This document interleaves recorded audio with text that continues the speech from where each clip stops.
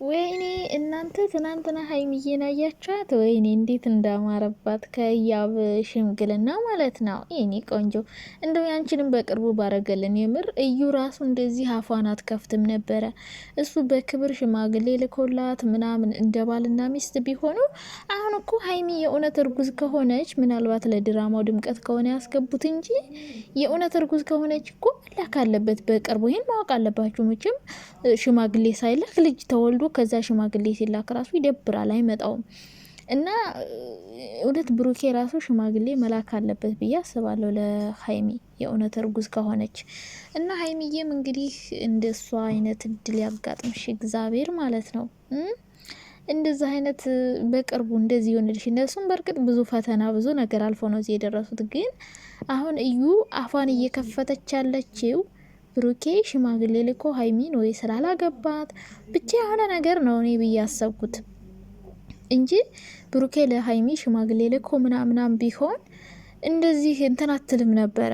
በጣም አናታቸው ላይ ወጣች። እሱ ራሱ እሹሩሩ አበዛ ብሩኬ። ወይኔ ደሜን አፈለው የምር እንዴ! ምንድን ነው? እሷን በቃ ገፍትረ ወደዛ ወደ ሀገሯ አላክ። በቃ ወደ ማነው ዘውትታ ሂድ አዲስ አበባ ተከትላ ሄዶ አይቀርም ግን አንድ ቤት እንኖር አንድ ቤት እሺ ኑሪ ልትሏት ነው? ታኑሯት ነብራችሁ እንዴ? ቀን ሙሉ ደምሽን ነው የምታፈለው። ልጇን እየያዘች ወደ ቤት እየሄደች እየመጣህ አንዳንዴ ታያለ። ከዛ ትራሳለች። ተርሷ ምን ይህንን አውቀሽበት እኮ ነው የገባሽ። አሁን እዩ እኮ ናምነሽበት ነው የገባሽ። ስለዚህ ሀይሚዬን ክብሯን አታስነካት። የምታስከብራትም የምታስንቃትም የምታሰድባትም አንተ ነህ ብሩኬ። በዚህ ልክ አፏን እንዴት ከፍት ምናምን እድል የሰጣት አንተ ነህ። ስለዚህ አንተ መስመራት ይዛት እዩን ማለት ነው። እንደዚህ አፏን ሀይሚ ላይ እንድትከፍትባት እድል አትስጣት። እንዲህ በጣም ሹሩሩሩሩሩ ቢሏት ጠግብ ሽንት ምሬንዳ ነው አናታቸው ላይ ውጥት። እንዲ ምንሽ ክብር የማይወድለት ሰው አለማክበር ነው። እሷ ክብር ካልወደድላት እናንተ ትታችኋት ሄዱ አዲስ አበባ። ካላስ የእነሱ ሽምግልና እስኪደርስ ነው በእርግጠኝነት ከዛሬ ቆይ እንጂ ከዚህ ደግሞ ብሩኬ ልጅ እያለ የሚንሰፈሰፍ ለምንድን ነው ጋይስ? እኔ በጣም ግራ ገባኝ። ብሩኬ አሁን በዚህ ሁኔታ ትቷት ሚሄዱ ላይ እንድታለቅስ አልፈልግም ይላል። ስታለቅስ ማለት ነው እንዴ! እና እንዴት ነው ነገሩ?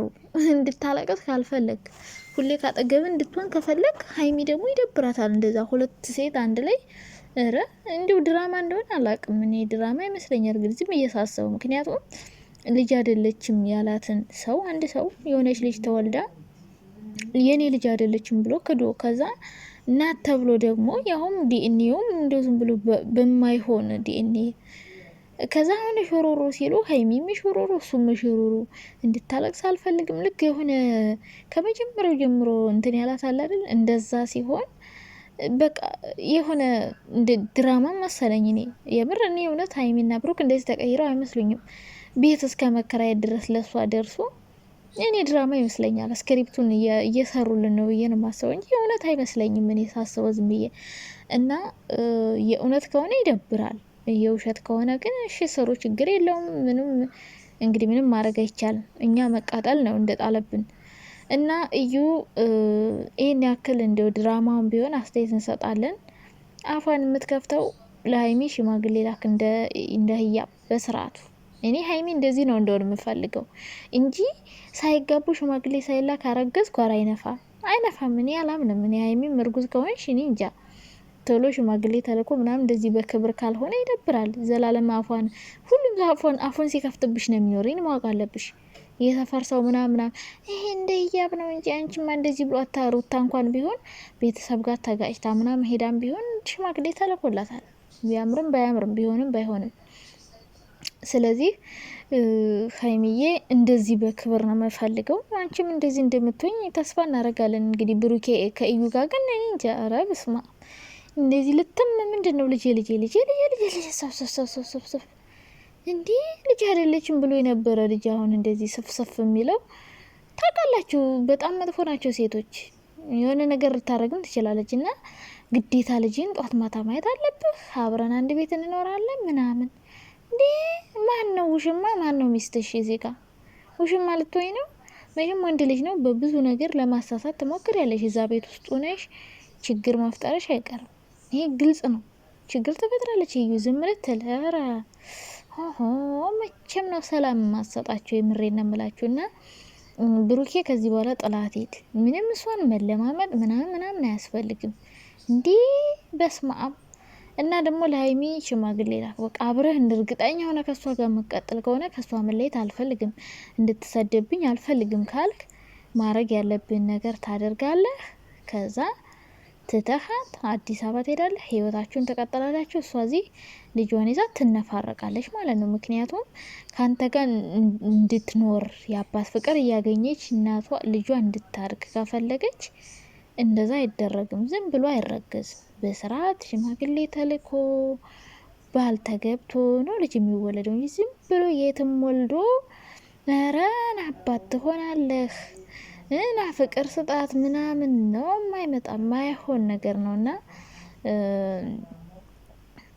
በጣም ነው የሚደብረው ሀይሚ እዚህ ጋር ብትስቅ ያልደብራት ብትመስል ይደብራታል ምንም ጥያቄ የለውም ይደብራታል ውስጧ ይሰማታል የሆነ ነገር እንደዚህ እኩል ከሷ ጋር ብሬ ልኖር ስትል እንዴ ለምንድነው እንደዚህ ማልከበረው ለምንድነው ማንም እየመጣ አፉን የሚከፍት ብልክ ባለፈው እንዳለችው ማለት እንደዛ አይነት ነገር አእምሯ ላይ ይፈጠራል ድራማ ከሆነ እንጂ ሪል ከሆነ ረብስማ እንደዚህ አሁን ለሷ ቤት ሲከራይላት 10 ልጅ ሲል እንድታለቅስ አልፈልግም ሲል ይስማ ምን ራሱ እንዴት ተሰማኝ እና ሀይሚ ይሰማታል በነገራችን ላይ የማይሰማት ይመስላል ብሩኬ እያስመሰለች ነው በነገራችን ላይ ያው አንተ እንዳይደብረው የሆነ ከጎን ለመሆን በጣም እየሞከረች ነው ግን ብላ አይተው ሲሰለቻት እንትን ትላለች ሲሰለቻት ትሄዳለች እንደዛ ነው ስለዚህ ሀይሚዬ እንግዲህ እግዚአብሔር ካንቺ ጋር ይሁን ሌላ ምንም ልንልሽ አንችልም